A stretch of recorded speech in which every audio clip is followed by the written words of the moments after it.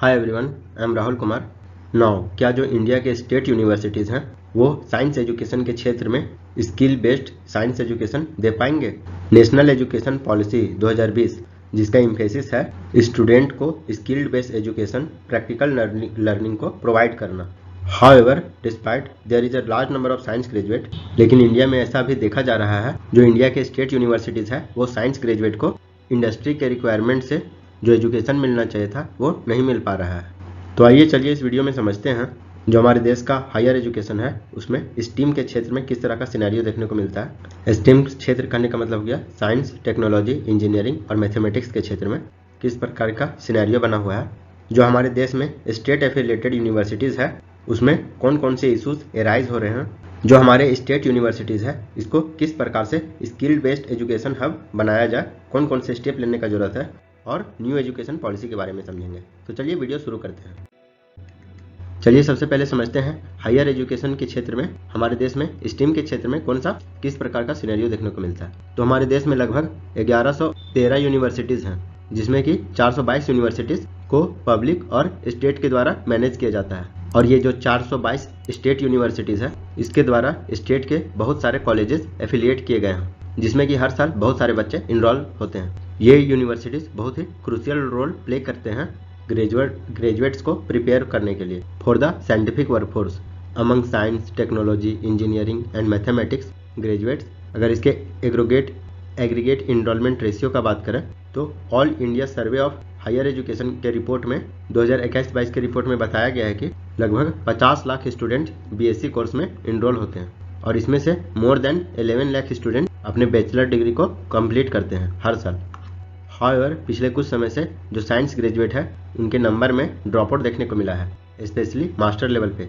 Post graduation में बात करें तो 2.9 लाख जो कि अप्रोक्स 25% है बीएससी ग्रेजुएट्स के, उसमें कमी आई है। और डॉक्टरेट लेवल पीएचडी डिग्री का बात करें तो उसमें से मात्र 6000 स्टूडेंट हर साल पीएचडी डिग्री से अवार्ड किए जाते हैं।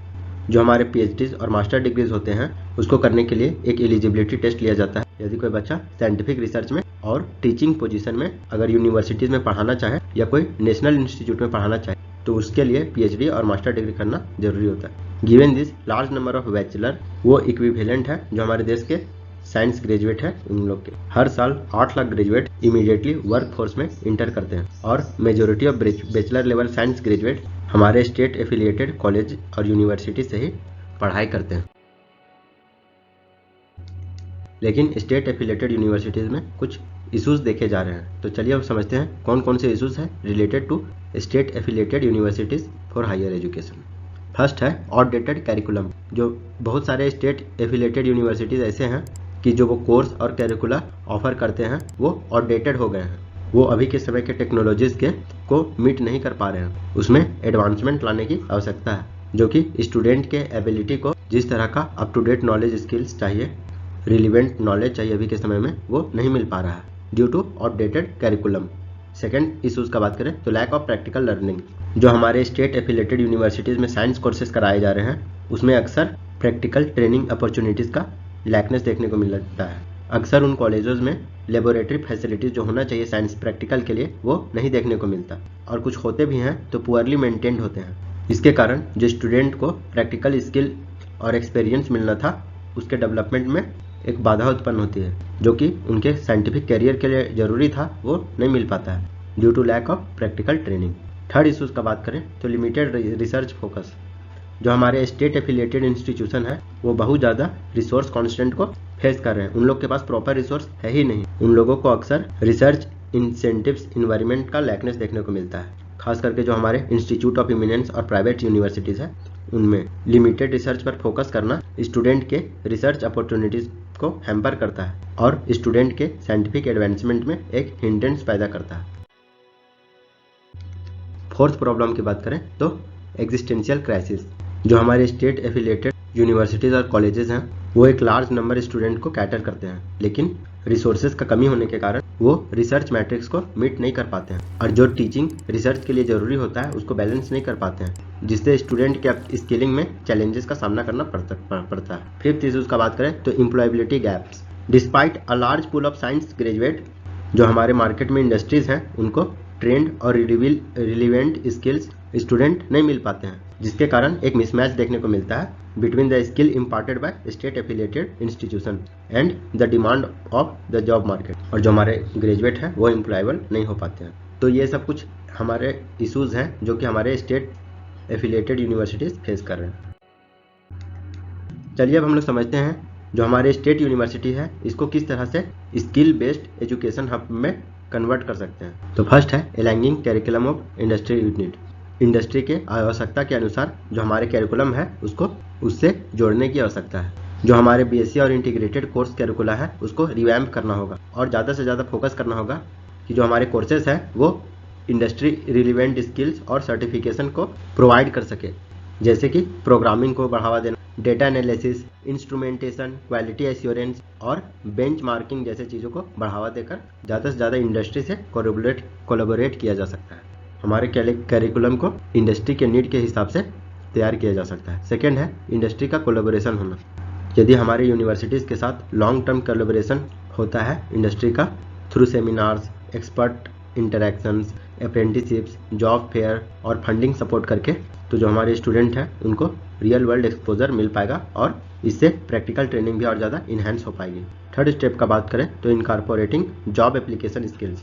हमारे कोर्सेज ट्रेनिंग को और ज़्यादा इन्हेंस करना होगा by teaching job application skills including applying for position, interviewing techniques, salary negotiation. ये सब स्किल्स प्रोवाइड करवाना होगा to ensure graduates are job ready, यदि ग्रेजुएट्स को जॉब के लिए रेडी करना है तो।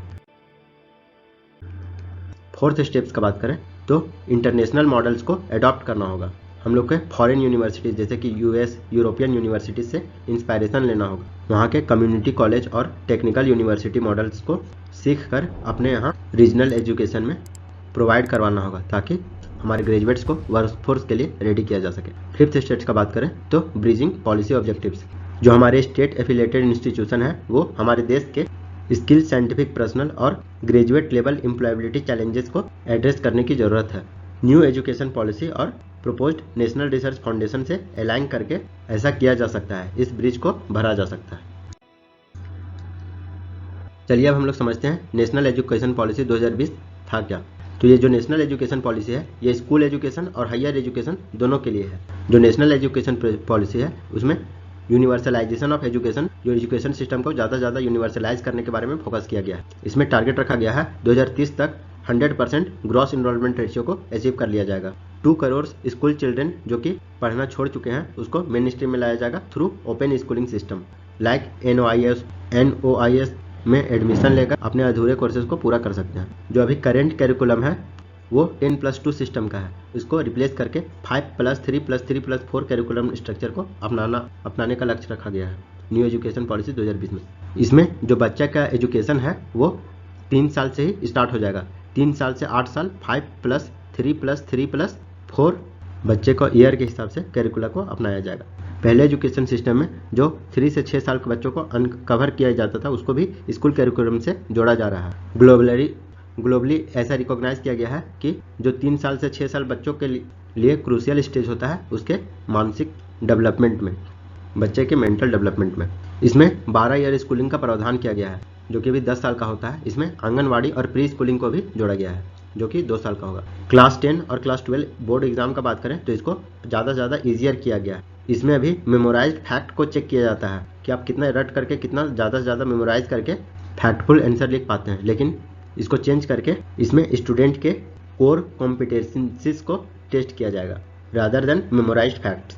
और वैसे स्टूडेंट जो बोर्ड एग्जाम में फेल हो जाते हैं उन लोग को एक और चांस मिलेगा, मतलब 2 बार चाहे तो वो बोर्ड एग्जाम दे सकते हैं। स्कूल गवर्नेंस का बात करें तो इसमें भी चेंजेस किया गया है। एक न्यू एग्रीडेशन फ्रेमवर्क को तैयार किया गया है जो कि एक इंडिपेंडेंट अथॉरिटी रहेगा जो कि दोनों पब्लिक और प्राइवेट स्कूल को रेगुलेट करने का काम करेगा। इसमें फाउंडेशनल लिटरेसी और न्यूमरेसी पर ज़्यादा से ज़्यादा ध्यान दिया गया है। और अभी जो एकेडमिक स्ट्रीम में सेपरेशन देखने को मिलता है जैसे PCM, PCB, arts, commerce, science, इस सब को हटा दिया जाएगा और बच्चा जो भी चाहे सब्जेक्ट, चाहे अपना मनपसंद सब्जेक्ट चूज कर सकता है, अपने हिसाब से कॉम्बिनेशन बैठा सकता है। और इसमें एक्स्ट्रा करिकुलर एक्टिविटीज़ को भी ऐड किया गया है और साथ ही साथ वोकेशनल ट्रेनिंग भी, वोकेशनल स्ट्रीम को भी चूज करने के लिए ऑप्शन दिया गया है ताकि एजुकेशन के साथ साथ स्टूडेंट के पास एक वोकेशनल एजुकेशन हो जिसकी वजह से उसको कोई ना कोई काम मिल जाए, उसको कोई रोजगार मिल सके। और वोकेशनल एजुकेशन को क्लास 6 से ही स्टार्ट किया जाएगा विथ इंटर्नशिप। और बच्चे को क्लास 5 तक उसको अपने मदर टंग या रीजनल लैंग्वेज में ही टीच करवाना होगा। टीचिंग का प्रावधान रखा गया है और बच्चे के ऊपर किसी भी तरह का कोई भी लैंग्वेज इम्पोज नहीं किया जा सकेगा। खास करके अभी इंग्लिश देखते हैं बच्चे के ऊपर इम्पोज कर दिया जाता है बचपन से, तो वो अब अपने मातृभाषा में ही क्लास 5 तक अपने रीजनल लैंग्वेज में ही पढ़ाई कर पा सकेंगे। नेशनल एजुकेशन पॉलिसी 2020 में 36 डिग्री होलिस्टिक प्रोग्रेस कार्ड बनाया जाएगा एज ए रिजल्ट। अभी हम लोग जो असेसमेंट रिफॉर्म देखते हैं रिजल्ट के तौर पर जो मिलता है, तो उसमें होलिस्टिक अप्रोच को अपनाया जाएगा कि स्टूडेंट का प्रोग्रेस किस प्रकार से रहा, उसका लर्निंग अचीवमेंट आउटकम्स किस प्रकार से रहा, उसको होलिस्टिकली देखा जाएगा। और टीचर्स ट्रेनिंग के लिए एक comprehensive national curriculum framework for teachers education 2021 को फॉर्मुलेट किया गया है by national council for teaching education NCTE के द्वारा NCERT के साथ कंसल्ट करके NCFTE को बनाया गया है। 2030 तक टीचिंग के लिए जो मिनिमम क्वालिफिकेशन डिग्री होगा वो 4 ईयर इंटीग्रेटेड B.Ed डिग्री का भी प्रावधान किया गया है, ताकि जो टीचिंग करना चाहते हैं वो ग्रेजुएट लेवल से ही ग्रेजुएशन के साथ साथ इंटीग्रेटेड B.Ed डिग्री मिल पाए। चलिए अब हम लोग समझते हैं हायर एजुकेशन को लेकर नेशनल एजुकेशन पॉलिसी 2020 में किस किस तरह के प्रावधान किए गए। तो इसमें 2035 तक ग्रॉस इनरोलमेंट रेशियो को 50% तक बढ़ाने का बात किया गया है। अभी अगर ग्रॉस इनरोलमेंट रेशियो का बात करें हायर एजुकेशन में, तो हमारे देश में 26.3% gross enrolment ratio for higher education देखने को मिलता है। और हायर एजुकेशन का बात करें तो हमारे जो अंडर ग्रेजुएट एजुकेशन प्रोग्राम होते हैं वो होलिस्टिक बनाए जा रहे हैं। वो 3 ईयर और 4 ईयर के मल्टीपल ऑप्शन एग्जिट ऑप्शन के साथ अवेलेबल होंगे। मतलब कोई अगर 1 साल पढ़ करके अगर छोड़ देगा ग्रेजुएशन तो उसको भी डिग्री मिलेगा। 2 साल में भी अगर कोई स्टूडेंट पढ़ के छोड़ देता है अंडर ग्रेजुएट प्रोग्राम तो उसको भी डिग्री मिलेगा। 3 साल में भी मिलेगा और 4 साल में भी मिलेगा। तो वो ये स्टूडेंट के ऊपर चॉइस है कि वो किस प्रकार से कर सकता है। यदि मान लीजिए वो 2 साल तक कंप्लीट कर चुका है और फिर से वो तीसरा साल अगर कंप्लीट करना चाहता है तो वो कुछ साल बाद भी चाहे तो इसको कंटिन्यू कर सकता है। यह ऑप्शन स्टूडेंट के पास रहेगा। आप लोग को जैसा कि पता ही होगा PhD करने से पहले एक MPhil का कोर्स करना पड़ता था, जिसको कि नेशनल एजुकेशन पॉलिसी में हटा दिया गया है, इसको डिसकंटिन्यू कर दिया गया है। अब स्टूडेंट्स ग्रेजुएट और पोस्ट ग्रेजुएट के बाद डायरेक्ट PhD कर पाएंगे। इसको ज़्यादा से ज़्यादा इंटरडिसिप्लिनरी बनाया गया है। ये national education policy higher education में है जो इसके लिए एकेडमिक बैंक ऑफ क्रेडिट का भी फैसिलिटी को इस्टेब्लिश करने का बात कहा गया है, जो कि क्रेडिट के ट्रांसफर में फैसिलिटेट प्रोवाइड करेगा। Multi disciplinary education and research universities Meru, जिसको कि IITs IIM जैसे मॉडल्स पर तैयार किया जाएगा based of multi disciplinary education, जो कि हमारे देश में ग्लोबल स्टैंडर्ड का यूनिवर्सिटीज को तैयार करेगा। 7th प्रोविजन का बात करें तो नेशनल रिसर्च फाउंडेशन को क्रिएट किया जाएगा, जो कि एक एपेक्स बॉडी होगा, सबसे उच्च बॉडी, जो कि फोस्टर करने का काम करेगा स्ट्रॉन्ग रिसर्च कल्चर और बिल्डिंग रिसर्च कैपेसिटी को अक्रॉस हायर एजुकेशन बढ़ाने का काम करेगा। अभी जो हमारे यूनिवर्सिटी ग्रांट कमीशन है UGC, उसको हटा करके HECI higher education commission of India को लाने का बात किया जा गया। HECI को सेटअप किया जाएगा। ये एक सिंगल अम्ब्रेला बॉडी होगा फॉर हायर एजुकेशन के लिए। मेडिकल और लीगल एजुकेशन को छोड़ करके जितने भी सारे कोर्सेस हैं उसको HECI के द्वारा ही हैंडल किया जाएगा।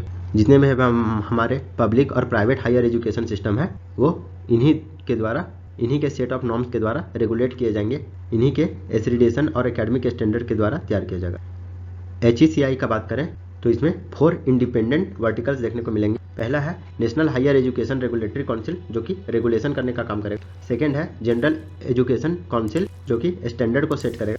थर्ड है हायर एजुकेशन ग्रांट काउंसिल, जो कि फंडिंग का प्रोविजन करेगा। और नेशनल एक्रीडिटेशन काउंसिल, जो कि एक्रीडिटेशन को प्रोवाइड करेगा। बताया जा रहा है आने वाले 15 सालों में जितने भी एफिलिएट कॉलेजेस है उसको फेज आउट किया जाएगा, ताकि कॉलेजेस को ज़्यादा से ज़्यादा ऑटोनॉमी ग्रांट किया जा सके।